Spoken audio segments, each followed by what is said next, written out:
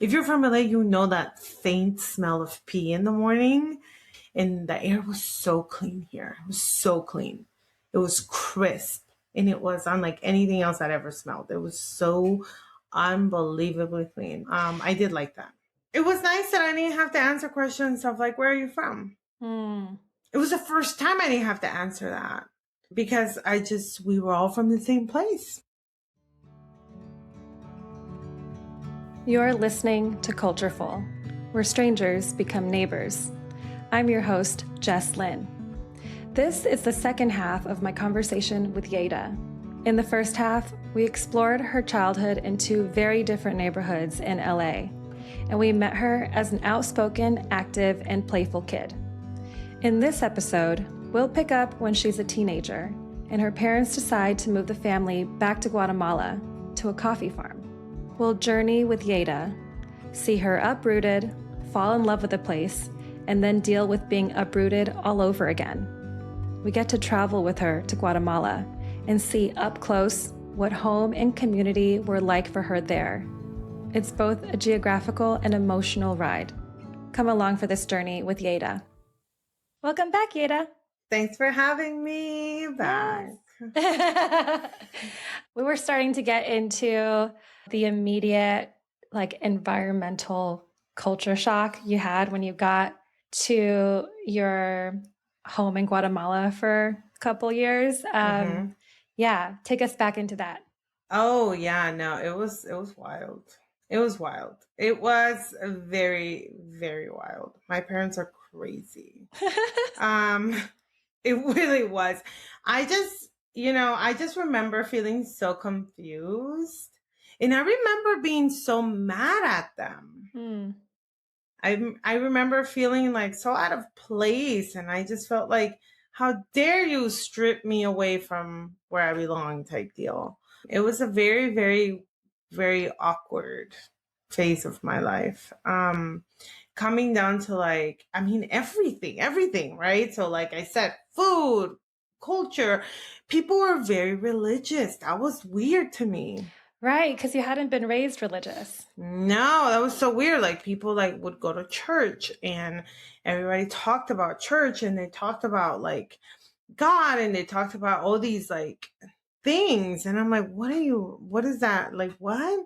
And granted, I knew the principles like the golden rule and all sorts of stuff. My parents, however, never really told me like this is coming from the family of the Bible or religion. They kind of just were like, this is, be a decent human being, treat others the way you want to be treated, don't be an right. They had given you some of these messages, like cherry picked, like their favorite messages they had like told you, but not in the context of the Bible. Right. Not in the context of the Bible. So I did not grow up with any kind of context of dogmatic belief or religious belief in any way. Very grateful for that. Very grateful. I feel like that has really, really been the fundamentals of who I am today. And one of the reasons why I feel like I am a great therapist is because I have this very non-biased view of the world in that way, right? Because I feel like religion was something that because I didn't know about it, I'm so open to being like, well, tell me about it. And I don't have any premeditated anything because I didn't know anything about it. So that was cool. But I learned a lot about stuff like that. So I did tell my parents, I want to go to a Christian private school because I want to learn. Like, I want to know whatever. Yeah, it was my choice. Oh, yeah, it was totally my choice. So you ended up going to a Christian private school while you were there. I did. Okay. I did. How was that?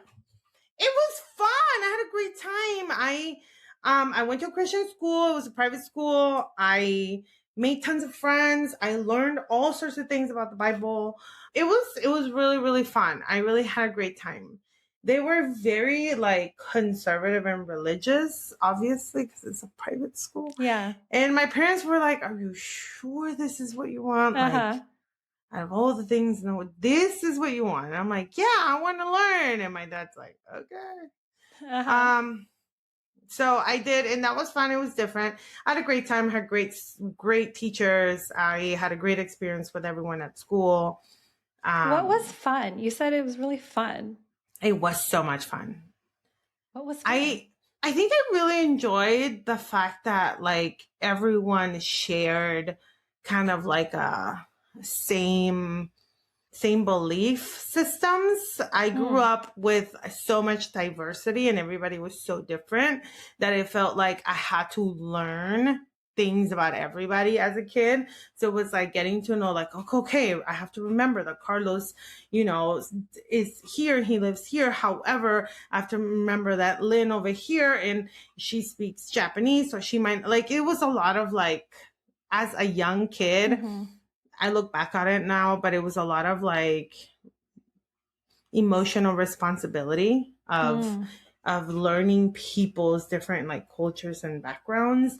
Well, this one it wasn't. There was no learning anything. It was just like everybody was kind of the same and it was the first time I had ever experienced that. Mm. And there was something very liberating about that where I didn't Mm. have to like think about it.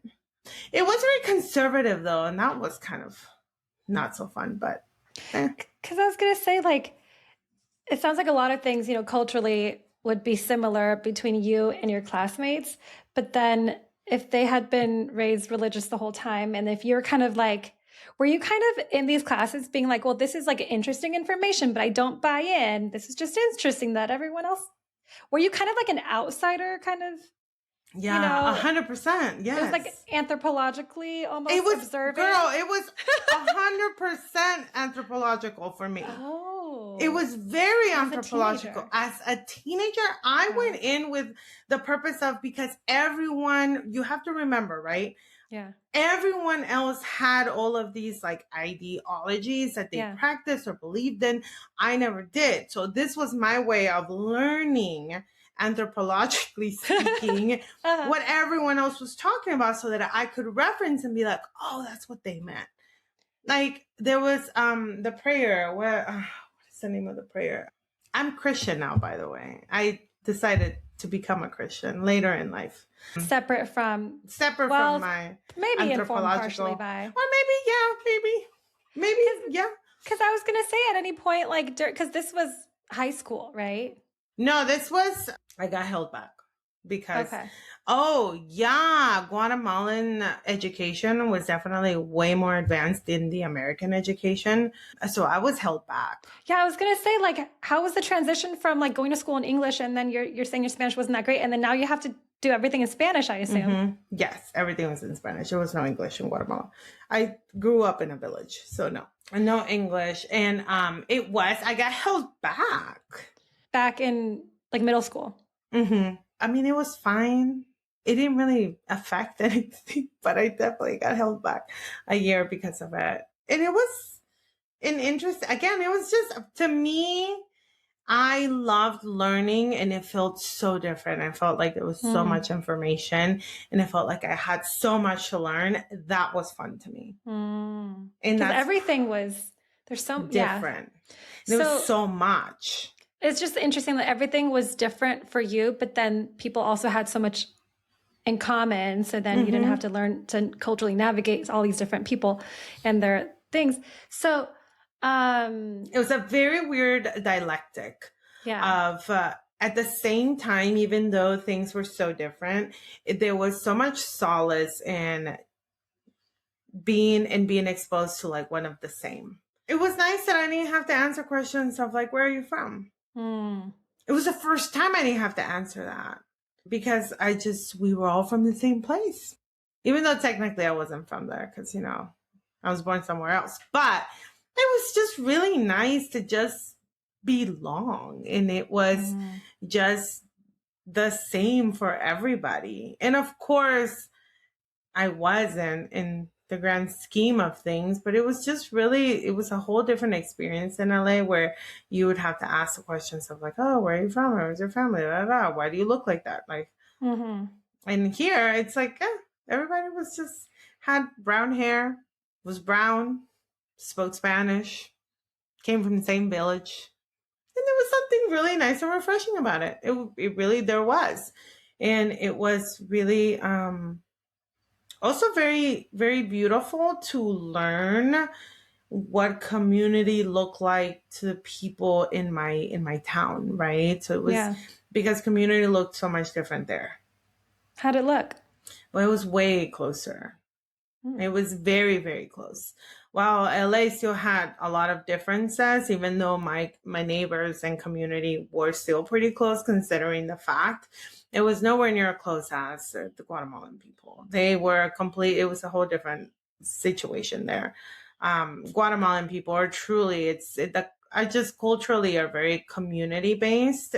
At least in smaller villages, at least in mine, where I'm from, where my family's from, it's very community based. There's a lot of getting to know you and actually sitting down to getting to know you.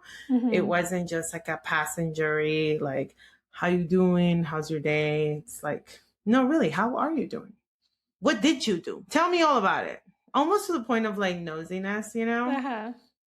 But that's just how they are. They're not being nosy. They genuinely want to know, like, because they will tell you what they did. You know, it's This is kind of like, so I went to undergrad in the Midwest, but I'm from LA, right? And so I went to undergrad in St. Louis, and like I was so confused the first semester because like a whole bunch of my Midwestern new classmates, they would like every time you run into them on campus, they would be like, "Hey, how's it going?" And then like want to have like a long conversation about how's it going, and I was so confused at first because I was like, okay, now I gotta go. I thought this conversation was over, but they were like, no, no, no, no, no.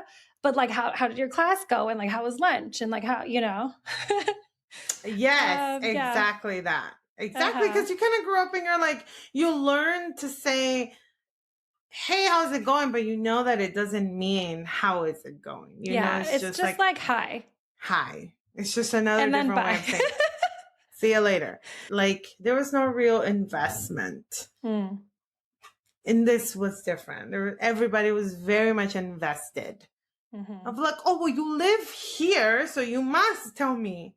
You must tell me how your day Because was. like everyone is someone's somebody because like everyone kind of grew up So close. together, and like neighbors, family, and relatives. Yep. Okay, so you mentioned that like in Guatemala you were living on a coffee farm. Mm-hmm. Who was around? Like, tell me about the living situation. Like, were you living with your grandparents and your parents like together, or like what was Oh, around? Yeah, tell me about like the setup. well, it was a farm. We had animals.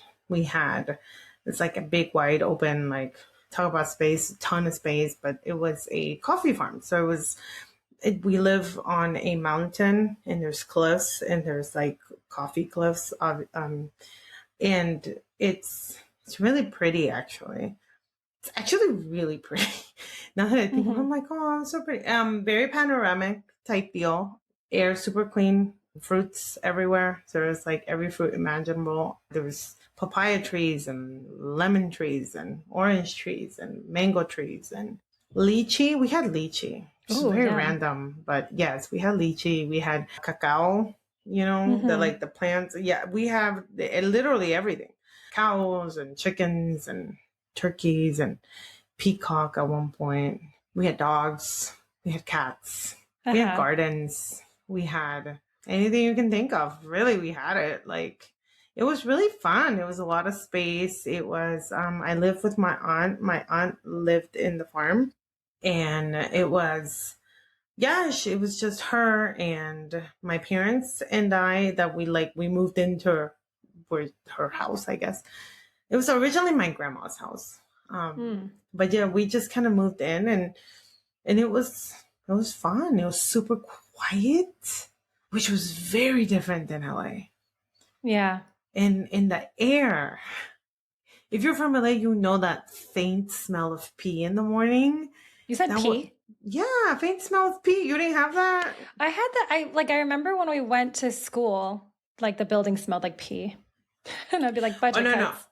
Faint smell of pee, overcast, like over, Oh. like it was like I'm if not you sure I go, thought of it as pee, but I know like I know the there's like a smell, smell of yeah, smog. But yes. definitely pee. Okay. Definitely. Yes. Yeah, because you know the sewage system is so bad in LA. Yeah. Like it's just so bad. Till this I was day. far in the burbs.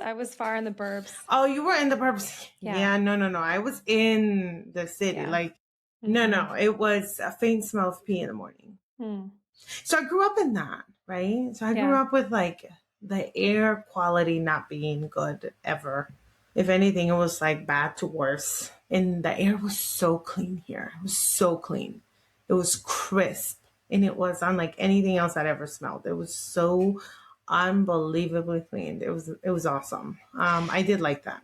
So you're talking about how like when people stop and they greet and they're actually like curious and want to have a whole conversation and get to know you. Like what was so I know you were going to school and like for the adults in the village, like what was the pace of their lives like? Too slow, girl. Do they go to the farm in the morning and then like what happens after that? Like I don't know. sure because you were at school. Okay. Well, I never saw them working. That's a great question. I promise you I never saw anybody working. I mean, probably was when you were at school or before you woke up, right? Probably. A lot of them, I will say, because it was, again, mountain, everybody had a farm to some degree, shape or form. So I think all of their jobs were like outside in the field, whether that's harvesting corn or harvesting coffee or harvesting some sort of something. It was very agricultural based. I think that's what they were doing. However, when I got out of school, I can tell you nobody was working. Everybody was afternoon. Out. Yeah. I feel like all I ever saw I remember thinking to myself, what are these grown-ups doing? Like I remember thinking all I saw was them at the little like park plaza, hanging out, drinking beer, talking shit, chilling, dancing. There's a lot of dancing. And that was it. Like, I remember thinking to myself, like, what are these people doing? And my parents were right there with them. Like, they were just... Were they farming? Yeah, my dad farmed. It was a very nice lifestyle. Now that I look back at it as an adult, I'm like, that was a nice lifestyle. What kind of dancing? The salsa? They did more of like the cumbia dancing. It's a lot more cumbia and merengue based than there was salsa. Salsa and bachata didn't become a thing in Guatemala until like way later. I remember like everything was rancheras. It was like regional Mexican music or cumbia, lots of cumbia and lots of like merengue. That was pretty much it. Or like the native dances that were with the xylophone called the marimba in Guatemala. And they're like a two-step. It's kind of like a ballroom dancing, but not. Similar, but different. Did you learn any of them? Or was it mostly like adults that would dance? No, I learned. My parents taught me. My mom taught me. I learned how to dance when I was like very young. It was good times. You're realizing now. You're like, I'm like, wow, what a great life. Why would they move anyway? But, yeah. So you were saying that your parents, some of their goals for moving y'all back to Guatemala, like partially was to get away from some of the crime and insecurity in LA. Yeah. But also they wanted you to learn the language. Also they wanted you to learn the culture. It sounds like you definitely learned the language. Like, definitely. Did you end up learning the culture? 100%. By the end of the time that you were there, like what was your relationship to the culture there? By the end of the time I was there, I feel like I was definitely Guatemalan. Like, and what does that mean? To me, what does it mean now, right? I have this genuine love for plants and for the earth in ways that I didn't have it before. There's this genuine appreciation for like just nature and landscapes and being outside and being close to the earth and animals and simplicity. I don't think I had that before. And I don't think I've steered away. I mean, I could show you around, like I am covered in plants. Like, yesterday when I went to drop off the equipment, I was like, that was the first thing I noticed. I was like, oh my gosh, your apartment is just like so beautiful because there's so much green in here and it all looks like it's thriving. Yeah, it is. Yeah. That's what I learned. I feel like I learned to love plants and nature and being outside in a way that I can't really describe it. It's literally who I am. It's like the DNA of what makes up me type deal. I didn't have that at all. So I learned how to grow my own vegetables. I learned what farming looked like. My dad and my mom were very intentional about teaching me how to garden and how to farm. And I could legitimately grow my own food if I mean, I need space. Obviously, I live in Atlanta, so I can do that here. But if push came to shove, like I can grow my own food. I know what it takes to have cattle, or if I ever wanted to grow coffee or like wanted to take over the farm, or I mean, I would be able, I feel that I have the knowledge to do that because they taught me that. Wow. At the time, I wasn't appreciative of those skills because I'm like, how's this going to help me? But turns out it is very helpful. I think it also helped me to see the world in a way that I didn't see it before. Mm. I think it shaped a lot of who I am, for sure. Tell me more about how you see the world, how that was impacted. I believe that people are inherently good people. We just sometimes make bad choices. And I firmly believe that people can change. And I feel like a lot of it, all of these perspectives were based on just the community that I got to experience, where it's like somebody good made a bad choice, right? Like you got too drunk and you went and you crashed your car against the pole. Doesn't make you a bad person. Terrible choice. Doesn't make you a bad person. And I think that was the introduction to all of these things. Now you might wonder, well, Yeira, you experienced a lot of things in LA, but it was different because there wasn't this like close proximity to the embedment of the culture like it was in Guatemala. It just felt more personal. And also these ideologies of being one with like nature and earth and taking care of the land so the land can take care of you. That was something that inherently changed me to really have this reverence towards the earth just in general. So I definitely feel like all of those things did shape me for who I am today. And the things that in the beginning, when you first got there, you were saying like everything was different, and like people, like the way they talked was different, and the environment was different, and the food was different, everything. By the end of your time there, did it feel like home? Oh yeah, 100%. Yeah, for sure. Oh yeah. It still does. If I go back, it still feels like home, which is really beautiful. I can go back to LA 1,000 times. It does not feel like home. I literally have gone to Inglewood multiple times. I've been to Redondo Beach multiple times as an adult. And I'm like, nope, never again. Like I am so far removed from that city in general that like I can go back and I might know the name, but it's not like where your roots are. No, Yeah. I have no roots there. Like I don't have any kind of connection to LA the way that I did before, or the way that I do in Guatemala. Absolutely not. This is kind of hitting me too, because I have the same feeling when I go back to LA where it's like, oh yeah, I like grew up here, but I don't feel like the connection isn't there. But then when I go back to like specifically my dad's hometown in Taiwan, like that's where like all of my aunts and uncle, like everyone grew up, and like I still have cousins there. And it's just like when I'm there, everyone's like, oh, you're this person's granddaughter, you're this person, you know? And it's like a warm hug homecoming, even though I've like never like lived there. Right. Yeah. But I think it's all about connection, right? Connection and community. Yeah. And like the social fabric there is like still super strong. Yeah. Super strong. Like super strong. Well, in LA, that's no such thing. It's very individualistic. And I think it's very much embedded in the American culture, while everything outside of America is not. So I think that's probably the biggest difference, is that I have zero roots or connection to LA now. As a matter of fact, most of the time, if people ask me where I'm from, I'll say I'm from Atlanta, and I'll just completely just not even claim it anymore. Skip. Like that's because it feels so far removed, right? After the break, Yeira moves back to the US, but it's nothing like she knew before, and what she's up to now. Stay with us. Hey neighbor, it's Jess. So I got feedback from a listener, Stacy. Thanks for the feedback, Stacy. To try out being more conversational in the intros and outros. Fun behind the scenes fact: I've been told for most of my life that I talk way too fast. So I've always had to try to slow down so people don't constantly say, huh? And since starting the podcast, maybe having a microphone up close made me overcorrect. Anyway, I've been trying it out today. Let me know in the comments what you think. And I loved getting Stacy's feedback. I would love to hear from you too. Leave me comments, feedback, whatever, wherever you're listening. Thanks. Now back to Yeira's story.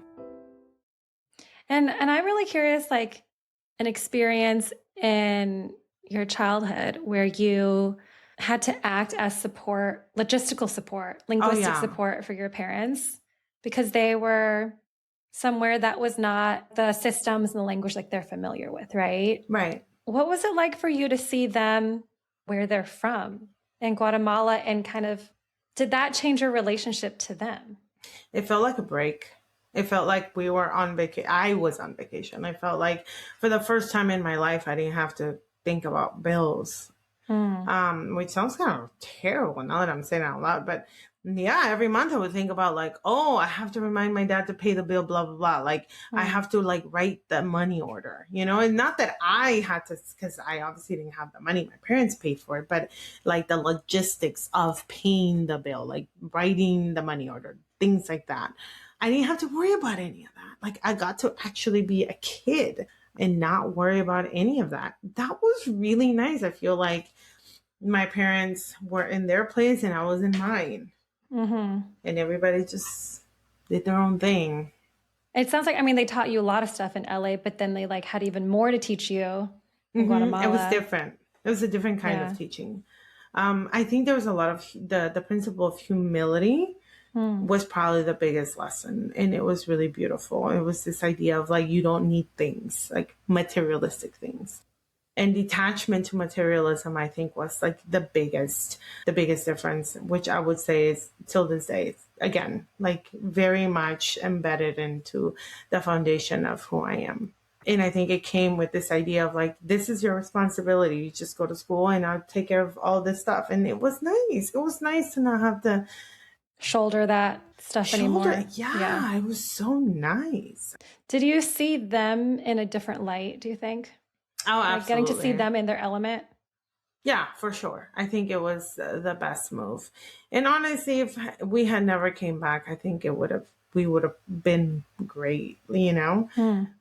Thankful we came back because obviously I wouldn't be who I am today if that hadn't happened. But I think it would have been great either way. So that's the perfect bridge into like, at some point you moved back to the US. And how did you feel when you found out that you had to move again? That's a good question. I remember I felt very confused. Like I was really confused about like why, like what is happening, why. And then my parents explained to me that they were like, well, this was not supposed to be permanent. It was supposed to be temporary. But it had grown on you. But it had grown on me. I was hanging out with all the locals. I was doing all local things. I was living my life. Yeah. Yeah, no, my dad was like, this is not permanent. You have to go to college. And like, this is not it. Like, you're not, you need to, we're moving back. And my dad's whole thing was like, I want to give you the best opportunities you possibly can. And he's like, the best accessibility to education. And that was his biggest thing, was education. He's like, in Guatemalan education isn't that. So we are leaving so that you can, if you decide that you don't want to go to school, that's your choice. However, I want you to have a choice. Wow. So we came back. And that was the move to Atlanta? That was moved to Atlanta. Yeah, my uncle moved to Atlanta first from LA. And my uncle was like, you guys should come here. There's lots of work. And my dad's like, I guess. So we moved and I like that, I guess. And then we moved and I was so confused. I'm like, what is this place? This was the ugliest thing I had ever seen in my life. Like, I remember I legitimately was like, why does anyone live here? This place is hideous. Like, I didn't understand why it wasn't a city, but it wasn't there was no open space. So my brain just couldn't wrap itself around the idea of like suburbia. Like, Okay, so you were in the suburbs now. Okay. now I'm in the suburbs Which because you had never lived in before. You had lived in city never, and then the rural and then complete opposite. wow. So now this is like different. Okay. So you're So back, but it feels like a different place. It feels like a third it's a place. whole different place. Yeah, it's a third place. That I didn't move to the city of Atlanta. I moved to like the suburbs. I was so confused. This is not a city. There's no space. There's not enough trees. So like I was so confused. Didn't understand why anyone would want to live here. I didn't want to live here, and I didn't want to live here for a long time. Okay, so that wasn't like a. Oh, I never It fell sounds in like love with Guatemala North. was like there was an adjustment period, and then you fell in love, and then this is not that. This was not that. I Oh, never fell in dang. love with Georgia. That never happened. I was waiting for the day that would happen. It did not. And now you're still here. I'm still here, but I'm getting out. But that's not the point. Like, I never fell in love with Georgia. It's more of like, I've been here so long that I just gotta love you because I'm here. And you've seen me grow up. And I've had all my friends here are here now. And like my life is here. And I love it because of that. But for me to genuinely look you in the eye and be like, Jessica, I just love Georgia. That's not the case. It's not okay. So it's not like you don't love it as a place, but your people are here now. My people are here. Yeah. And now, as an adult, I do love Atlanta. I do. I think it's great. And Atlanta's very different from the burbs. So And Atlanta's very different from the. Yeah. I think I learned to love the city of Atlanta once I moved here as an adult, which was like some time ago. But as still a kid, no. And then I just never understood the suburbs, you know? Yeah, I me grew up neither. there. Like, I just don't get it. I'm like, I know all of my friends love the suburbs and they constantly try to convince me to move there. And they're like, you should move to, and I'm like, oh. It's not for you. It doesn't have to be for you. No, my Yeah. response is always like, over my dead body. And they're like, that's dramatic. And I'm like, it is what it is. So okay, to wrap up, catch us up to like present day. What is 2026 Yeira up to? So present day, so Yeira went to school. She chose to go to school because my mom and dad created that opportunity. So shout out to them. Love them dearly for that. I know the sacrifices they ever made for me. I went to college and then I went to grad school and I became a therapist. So a lot of existential crisis in between there to try to figure out what to do with my life. But what were the other candidates that got weeded out? The other no, there was potential no other. life? It's just one. When I was in kindergarten, this is just to give you a picture of who I was. I was in kindergarten and the teacher in kindergarten, Miss Mendez, never forget her. She asked the little boy in front of me, oh, what do you want to be when you grow up? And the little boy was like, I want to be a garbage man. I don't know why he said that, but he said that. And everyone laughed. And then she came to me and she asked me. And I was like, I'm going to be a lawyer. Okay. That decision carried me my whole life. Like I was going to be a lawyer. And there was no changing my mind. That's not a therapist. No, that's not a therapist. I had an existential crisis that led me to decide that being a lawyer wasn't for me. I worked in the legal field for a long, long time, like 10 years. And I was a paralegal. And Jessica, every day, I felt like I was selling my soul to the devil. I was just like, this isn't it. Like, there's something. I was like, but then I decided that I was going to be a lawyer. So, like, how do I change my mind? Like, is it too late? Am I too far gone? Like, there were so many things. And eventually, major existential crisis, quit my whole life, quit my job. I just quit my job. It was a whole thing. And I moved back in with my parents. And I was like, well, I'm going to go be a therapist now. My dad's like, are you sure this is what you want? Like, you really want to like, are you sure? And there was a lot but my parents were very supportive and they paid for all my bills. My parents are saints.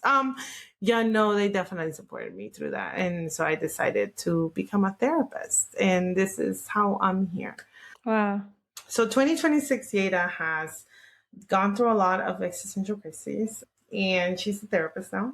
I have my own private practice. I specialize in trauma and ironically, existential crisis.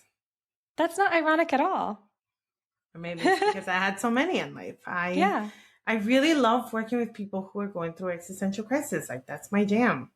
I didn't know that was your specialty. I feel like I Well, have. my specialty is trauma and substance use. But then I just kind of have like in the past several years, kind of like it's that and now. I really love working with people that are going through existential crisis. Like come to me, all those who have no idea what they're doing with their lives. Like I love it. Yeah, that is great to know because I feel like at every point in time, I have a couple friends who are going through that.